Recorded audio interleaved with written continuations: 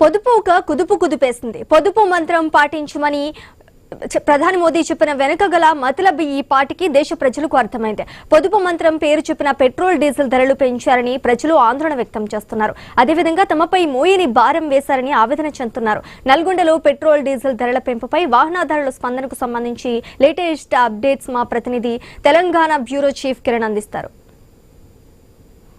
పొదుపు ప్రభావం ఈరోజు స్పష్టంగా కనబడతా ఉంది. పెట్రోల్ డీజిల్ ధరలు పెరిగేశాయి. పెట్రోల్ ₹3, డీజిల్ ₹3.25 పెంచుతూ కేంద్రం ఈ నిర్ణయం తీసుకుంది. పెరిగిన ధరలు ఈరోజు ఉదయం 6 గంటల నుంచే అమలవుతూ ఉన్నటువంటి పరిస్థితులు అయితే కనబడతా ఉన్నాయి. మనం చూసుకోవచ్చు పెట్రోల్ బంక్ సంబంధించి మొన్నటిదాకా ₹107 ఉన్నటువంటి పెట్రోల్ ధర ఇప్పుడు ₹110 పెంచుతూ నిర్ణయం తీసుకున్నటువంటి నేపథ్యంలో వాహనదారులు ఆందోళన ఆవేదన వ్యక్తం చేస్తూ ఉన్నటువంటి పరిస్థితులు మనం చూస్తాం. కొంతమంది వాహనదారులు ఉన్నారు. అన్న పెట్రోల్ ధర డీజిల్ ధరలు పెరిగా ఎట్లా చూస్తారు? మొత్తంగా సామాన్యుడు బతకలేనటువంటి స్థాయికి మోడీ ప్రభుత్వం తీసుకొచ్చింది. మొన్ననే గ్యాస్ ధరలు విపరీతంగా పెంచిండు. తదనంతరం ఈరోజు డీజిల్ పెట్రోల్ ధరలను విపరీతంగా పెంచి ఇప్పటికే రోజువారీ వేతనాలు పడిపోయినటువంటి పరిస్థితి చాలా స్పష్టంగా కనపడతా ఉంది. సామాన్యుడు బతుకుబండి ముందుకిడ్చేటువంటి పరిస్థితి లేదు. ఈ తరుణం లోపల మొన్న జరిగినటువంటి ఎన్నికల్లో స్తబ్దంగా ఉన్నట్టు ఉండి మొన్న హైదరాబాద్ వచ్చి ఇక నేను ఈ ప్రభుత్వాన్ని నడపలేననే విధంగా ఒక ఆర్థిక సంక్షోభం తలెత్తబోతుందని చెప్పేసి చాలా స్పష్టంగా ఈ దేశ ప్రధానమంత్రి తెలంగాణ రాజధాని కేంద్రంగా ప్రకటించిండు.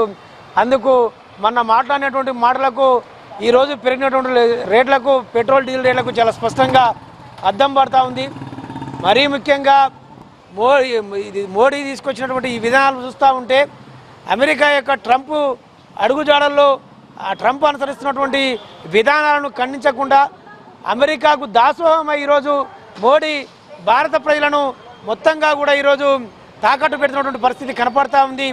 ఇది సామాన్యుని యొక్క నడి విరిచినట్లు చాలా స్పష్టంగా కనపడతా ఉంది. ఏ విధంగా ఈరోజు సామాన్యుడు ఇది ఇంతటితో ఆగదు. ఇవాళ ₹3 పెంచిండు, ₹3.5 పెంచిండు. కానీ రేపు ఇది ఒక నెలలోనే ఒక సంవత్సర కాలంలోనే డీజిల్ పెట్రోల్ ధరలు మొత్తంగా ₹10, ₹20 మొత్తంగా దీన్ని ఒక ₹150 తీసుకుపోయే పరిస్థితి చాలా స్పష్టంగా కనపడతా ఉంది. అమాంతం పెంచితే ప్రజలు వెంటబడి ఎక్కడ తరమవుతున్నారని చెప్పేసి ఈరోజు ₹3 పెంచిండు. దాన్ని మరింత పెంచే అవకాశం ఉంది. కాబట్టి సామాన్యుడు బతుకుబండి ఇచ్చే పరిస్థితి లేదు. మోడీ విధానాలన్నీ కూడా పెట్టుబడిదారులకు అనుకూలంగా ఉంటున్నాయి తప్ప ఎక్కడ ఏం మాత్రం కూడా సామాన్యునికి అనుకూలంగా లేవు.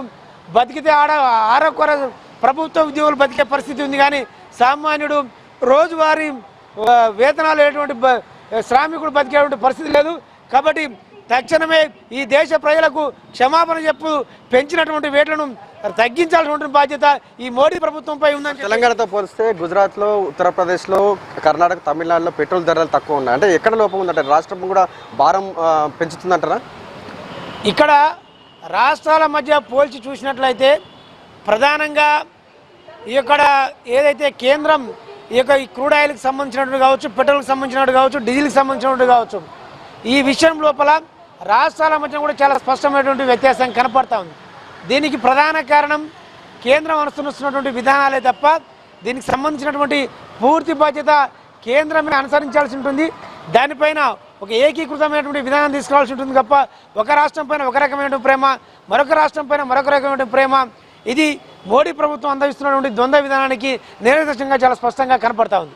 ఇది మొత్తానికైతే పెరిగిన ధరలపై కూడా వాహనదారులు అయితే ఆందోళన ఆవేదన వ్యక్తం చేస్తూ ఉన్నారు. ఎందుకంటే మోయలేని భారం తమపై వేసిందనేటువంటి ఆవేదన వ్యక్తం చేస్తూ ఉన్నటువంటి పరిస్థితులు అయితే ఉన్నాయని చెప్పొచ్చు.